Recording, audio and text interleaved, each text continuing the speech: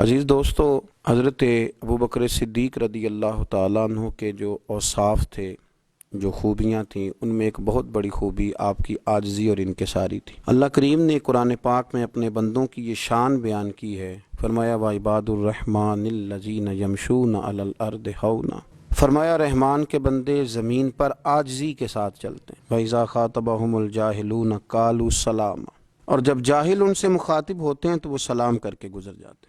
رحمان کے بندے عاجزی والے ہوتے ہیں، انکساری والے ہوتے ہیں، اور کسی آدمی کا بڑا ہونے کے لیے اس کے لاؤ لشکر کی ضرورت نہیں ہوتی۔ کسی شخص کے بہت زیادہ معروف ہونے کے لیے اس بات کی ضرورت نہیں ہوتی کہ بہت ساری چیک پوسٹوں سے گزر کے اس کے پاس پہنچنا پڑتا ہے۔ بڑا ہونے کے لیے کسی شخص کے ضرورت اس بات کی ہوتی ہے کہ اگر وہ بہت بڑا ہوگا تو بہت زیادہ جھکا ہوا بھی ہوگا۔ جس ٹہنی پر پھل زیادہ ہوتے ہیں وہ ٹہنی جھکی ہوئی ہوتی ہے۔ جو اعلیٰ ظرف ہوتے ہیں ہمیشہ جھک کے ملتے ہیں۔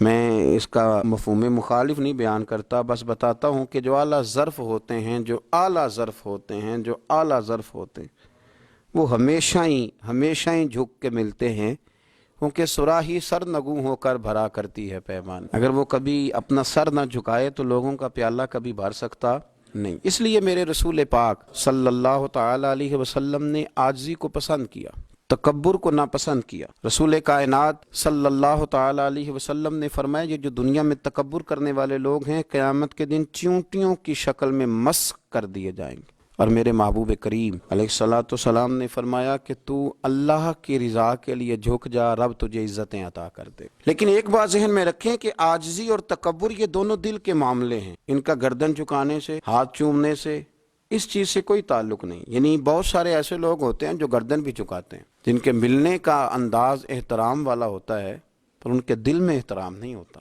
اور کچھ لوگ ایسے بھی ہوتے ہیں، شاید ہی کبھی کسی بزرگ کی دستبوسی کی ہو، لیکن اندر سے بڑے عاجز ہوتے ہیں، درویش ہوتے ہیں، وہ سادہ ہوتے ہیں۔ حضرت سیدنا ابوبکر صدیق رضی اللہ تعالیٰ عنہ کے مزاج میں ڈھیر ساری عاجزی تھی۔ اللہ کے نبی صلی اللہ علیہ وسلم نے ان کی تعریفیں بیان کی، نہ کسی پہ سورج غروب ہوا، نہ کسی پہ طلوع ہوا جو میرے ابوبکر سے افضل ہو۔ لیکن حضرت ابوبکر صدیق کیا کہتے تھے؟ پرندے کو دیکھتے تو فرماتے کاش میں پرندہ ہوتا، مجھ سے کوئی حساب نہ لیا جاتا، کاش میری ماں مجھے نہ جنتی اور میں نہ یہ غلطیاں کرتا، عاجزی کا اظہار کرتے، اور نہ پھر صبح قیامت مجھ سے حساب لیا جاتا۔ کبھی درخت کو دیکھتے تو کہتے کاش میں درخت ہوتا، عاجزی کے ساتھ، انکساری کے۔ حالانکہ کتنا بڑا مرتبہ ہمارے ہاں، جس آدمی کو کچھ پر لگ جاتے ہیں پھر وہ اڑ کے بھی تو دکھاتا ہے نا، نظر آتی ہے کہ اب اڑان اونچی ہو گئی۔ لیکن حضرت ابوبکر صدیق رضی اللہ تعالیٰ عنہ کے جملوں میں تواضع، لفظوں میں تواضع، اور انداز کیا ہے حضرت ابوبکر صدیق کا؟ حضرت ابوبکر صدیق کے پاس چھوٹی چھوٹی بچیاں، ابھی آپ امیر المومنین نہیں بنے تھے تو بچیاں آیا کرتی اور آ کے آپ سے کہتی کہ ہمارے گھر چلیے، ہماری بکریوں کا دودھ دھونے والا ہے، آئیے ذرا دودھ دھو دیجئے۔ جناب صدیق ایک بار چھوٹی چھوٹی بچیوں کے پیچھے چل دیتے اور مدینے کی ان بچیوں کی بکریوں کا دودھ دھوتے۔ جب آپ امیر المومنین بن گئے نا تو بچیاں حاضر خدمت ہوئیں، آ کے کہنے لگی حضور آپ تو امیر المومنین بن گئے ہیں تو اب ہماری بکریوں کا دودھ کون دھوئے گا؟ ہمارا والد انتقال کر گیا، ہمارا بھائی کوئی نہیں۔ آپ آتے تھے تو بکریوں کا دودھ دھو جاتے تھے۔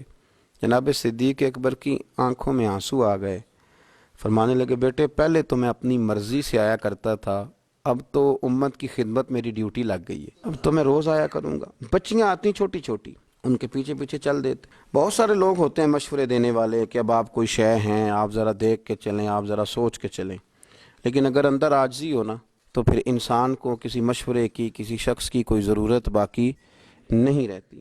حضرت جناب صدیق اکبر ایک دن بیٹھے ہوئے تھے، ایک شخص آیا، اس نے آ کے السلام علیکم کہا اور ہاتھ صرف جناب صدیق اکبر سے ملایا اور کہنے لگا السلام علیکم یا امیر المومنین۔ سلام کہا، حضرت ابوبکر کو نامینیٹ کر کے ایک کونے میں ہو کے بیٹھ گیا۔ اب اگر اس پر تھوڑا غور کیا جائے تو امیر المومنین تو ایک ہی تھے نا، باقی تو مومن تھے اور امیر المومنین ایک ہی تھے۔ لیکن جناب صدیق اکبر رضی اللہ تعالیٰ عنہ نے اس شخص کی طرف دیکھا اور جلال کے ساتھ فرمانے لگے تمہیں ان لوگوں میں صرف میں ہی مسلمان نظر آیا ہوں؟ تم نے کہا السلام علیکم یا امیر المومنین، فرمایا تمہیں مجموعی سلام کہنا چاہیے تھا۔ پہلے جلال فرمایا اور پھر ساتھ ہی آنکھوں میں آنسو آ گئے اور فرمانے لگے میں ان سب بندوں کی طرح ایک عام بندہ ہوں، میرے ساتھ بھی تمہارا رویہ وہی ہونا چاہیے جو اللہ کے سارے بندوں کے ساتھ تمہارا رویہ ہوتا ہے، میں اللہ کے بندوں میں سے ایک بندہ ہوں۔ حضرت سیدنا علی المرتضیٰ شیر خدا کا بھی میں نے فرمان پڑھا۔ ان سے کسی نے پوچھا کہ بتائیے امت میں سب سے افضل کون ہے؟ کہا ابو بکر صدیق۔ کہا ان کے بعد؟ کہا عمر فاروق۔ تو فرمایا حضور پھر آپ فرمانے لگے نہیں میں تو عام مسلمانوں میں سے ایک مسلمان ہوں۔ اب وہ شخص جس کی فضیلت میں سب سے زیادہ حدیثیں آئی ہیں، جن کو رسول کریم صلی اللہ علیہ وسلم نے فرمایا علی تو میرا بھائی ہے دنیا میں بھی اور آخرت میں بھی، اور جن کو فرمایا یہ علی مولا ہے اور میری ساری امت کا ہی مولا ہے۔ آپ بات کو سمجھیں، اپنے آپ کو بنانے سے تھوڑا آدمی بڑا ہوتا ہے، اگر کوئی بڑا ہو تو بڑائی نظر آ ہی جاتی۔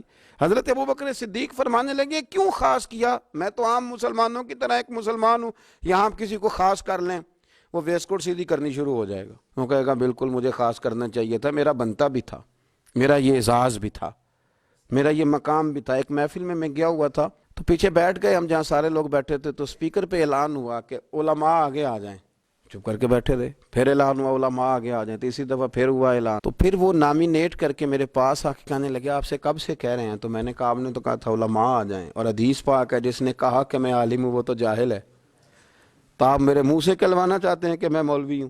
وہ خدا کے بندے میں نہیں سمجھتا کہ میں کسی پائے کا آدمی ہوں، آپ نے کہا علماء آ جائیں، تو پھر اگر کوئی اپنے آپ کو سمجھے گا تو چلا جائے گا، تو جو نہیں سمجھے گا وہ بیٹھا رہے گا۔ تو ہم نے نہیں سمجھا تو ہم بیٹھے ہوئے ہیں۔ حدیث ہے مسند امام احمد بن حنبل میں، من قال انا عالم فہو جاہل، جس نے کہا میں عالم ہوں وہ جاہل ہے۔ علم ہو تو وہ نظر آ جاتا ہے، بتانے کی کیا ضرورت؟